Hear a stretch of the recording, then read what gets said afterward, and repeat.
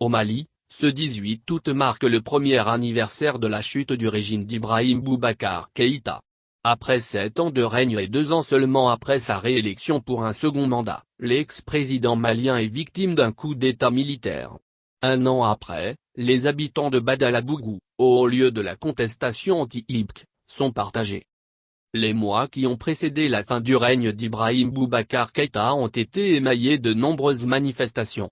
Plus qu'un autre, le quartier de Badalabougou était l'épicentre de la contestation. Le mouvement du M5, principale force d'opposition d'alors, y tenait les réunions de son comité stratégique dans les bureaux du chef de file de l'opposition.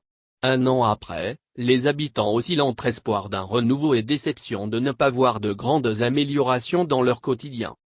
Privés de cours à cause du Covid-19, les étudiants des facultés environnantes ont largement participé à la mobilisation. L'année de transition qui vient de s'écouler n'aura pourtant pas donné les résultats escomptés selon Soumaïa Maïga. Notamment sur le chômage et l'insécurité, ses principales préoccupations. En toute honnêteté, avoue-t-il, je ne pense pas qu'il y a eu un grand changement concernant la situation socio-politique du Mali. On sent toujours que le pays est en stand-by, c'est comme si le pays était à l'arrêt total. On ne voit pas de progrès de développement ou bien des signes de développement dans ce pays.